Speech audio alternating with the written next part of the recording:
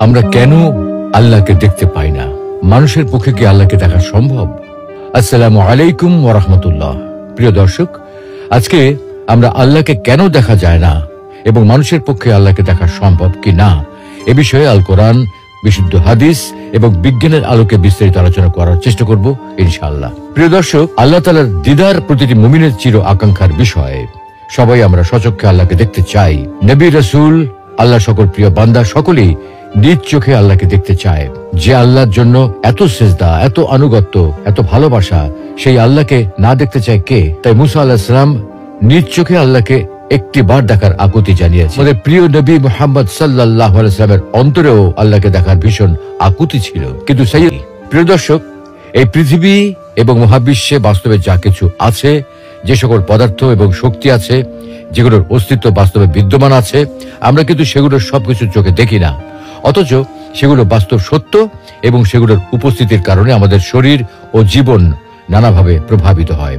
কিন্তু তারপরেও আমরা সেগুলো দেখতে পাই না, কারণ রিয়েলিটি বা বাস্তব জগৎ শুধুমাত্র আমাদের পঞ্চ ইন্দ্রিয়ের মধ্যে সীমাবদ্ধ নয়। হযরত মুহাম্মদ সাল্লাল্লাহু আলাইহি ওয়াসাল্লাম কতটা মহান ছিলেন। নবীজির সাথে 70 জন সাহাবী ছিলেন।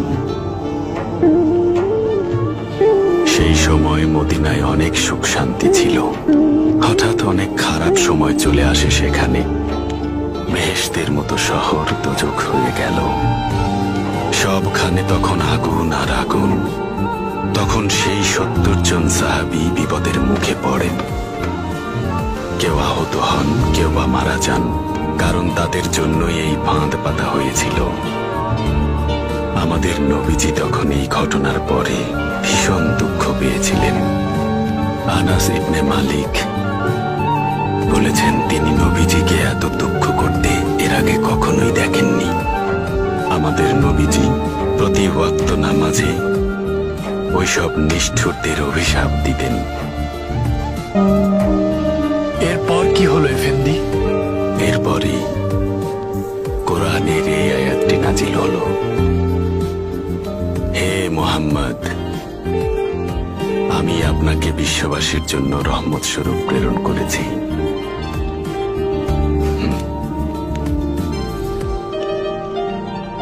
এরপর থেকে আমাদের নবীজি অভিশাপ দেয়া বন্ধ করেছিলেন।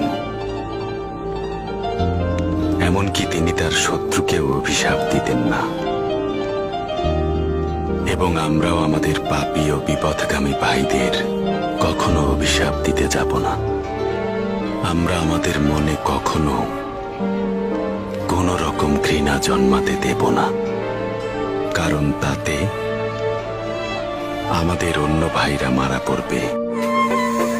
আমার ইসলামিক ভিডিওতে 3-4টা লাইক আসে, তাতে কি হয়েছে? ওই 3-4টা মানুষ তো ইসলামকে ভালোবাসে। আর কয়টা দিন ওয়েট করো, দেখবা টিকটকের ফর ইউতে শুধু ইসলামিক ভিডিওই ভাসে।